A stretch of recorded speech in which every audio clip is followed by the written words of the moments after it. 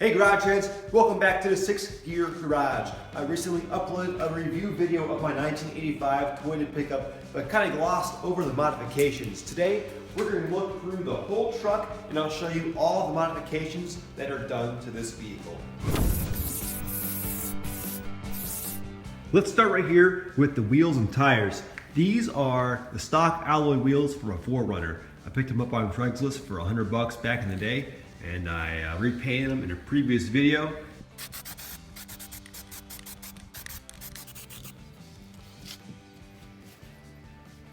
And I just did it with some aerosol paint and some clear coat. It was pretty easy and it turned out pretty nice. I'm happy with it. The tires are BF Goodrich All-Terrains, and they're a 33 by 10.5 inch size. And I got these because the truck came with 35s, which I do still have.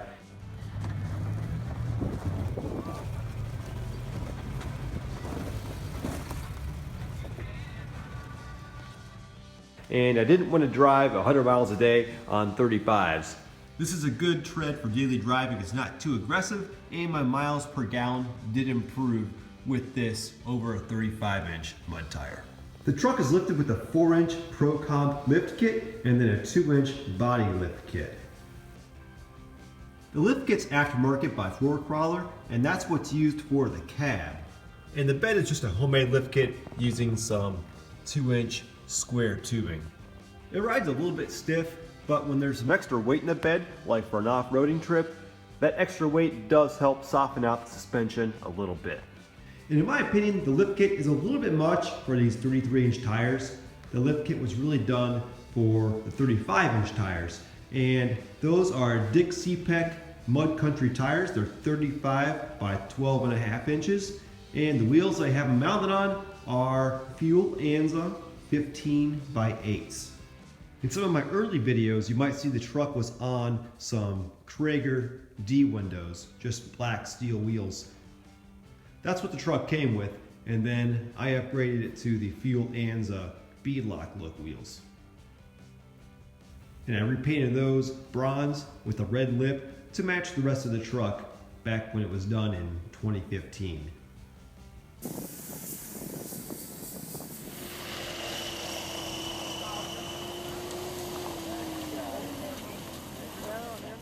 So to turn those 35s with this 22R, the front and rear were re-geared to 529 Yukon gears.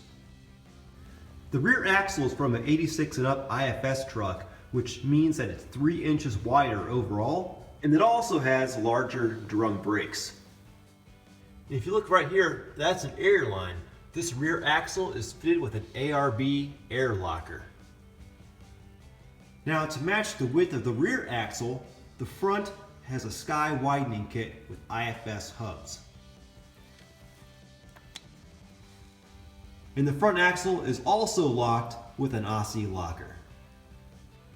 The front brakes have been upgraded as well using FJ60 Land Cruiser rotors, along with calipers from a 1995 V6 4Runner. And to supply enough brake fluid to those calipers, I upgraded the master cylinder from a 13/16 inch stock master cylinder to a 1-inch master cylinder from a 1995 V6 pickup. The original push-pull steering box has been upgraded to an IFS steering box. And that was all done at the same time that I installed the Trail Gear high steer setup. And that puts the steering bars over the rear axle instead of right in front of it where it can get bashed in by a rock. The engine is bone stock aside from a replacement K&N air filter. Now the transmission is original to this truck, however the motor is out of a 1986. It was a lower mileage 22R that I put in about 6 months after I bought this truck.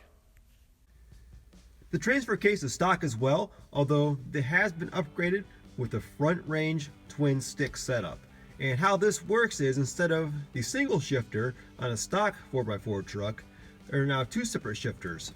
Right now I'm in 2 high. This is neutral and this is low. And if I want to use 4-wheel drive, there you go. Now a lot of people ask, why would you want this setup? When you have the front diff lock, you don't always get the steering radius that you would on an open diff.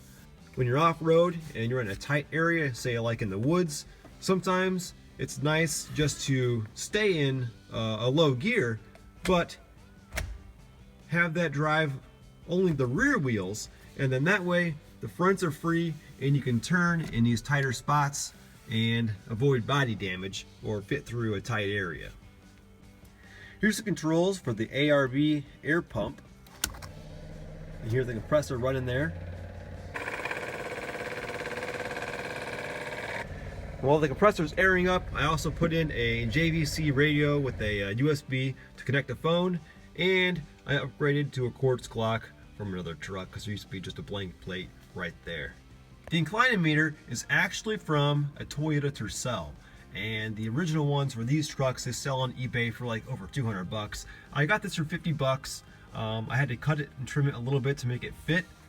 It was held on with Velcro, and that Velcro has since lost its stick. So I am going to figure out another solution, but it's not going to be putting any holes in this crack-free dash. I have another dashboard that's already cracked.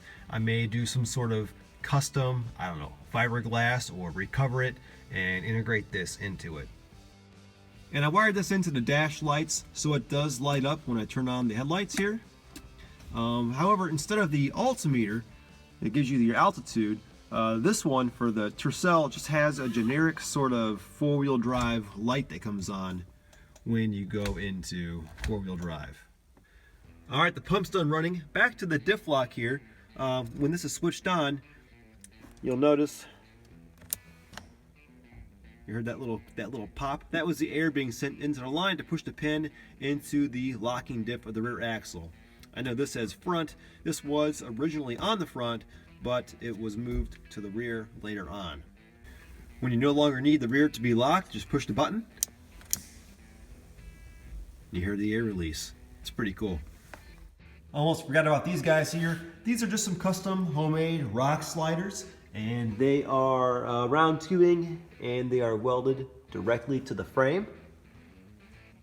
And then this look is carried around to the front of the truck, where in place of the lower valence, steel tubing has also been installed below the bumper. And I like this because it keeps it more of a factory look, but yet this isn't going to get bashed in like those thin sheet metal lower valences always do. And I painted both of these with a truck bed coating to give it a tough, kind of durable look. Oh, one thing I can't forget about is the fiberglass bed. I bought this on a used truck, and I made a video comparing this fiberglass bed to another fiberglass bed I had. I'll put a link to that one below. Now this truck did suffer from a rusty frame, and you notice I'm missing the back foot of the frame on this truck. And that's because it was simply lopped off and replaced with this custom-made sort of steel rear area. And originally this truck was an off-road vehicle, and it had an integrated taillight set up back here with a steel bed on top of that. And that's been since replaced with an OEM steel bed, then a wooden flatbed, and then this OEM style fiberglass bed. This truck's been through a lot. But you can see what's original here and where it switches over to the custom made section. And this is actually a lot beefier than the stock frame ever was. And it's got dual hooks, which is great for off-road recovery. And then last year, once I bought a jet ski, I needed to tow the jet ski. So I purchased a universal trailer hitch and just drilled this and attached it right to it.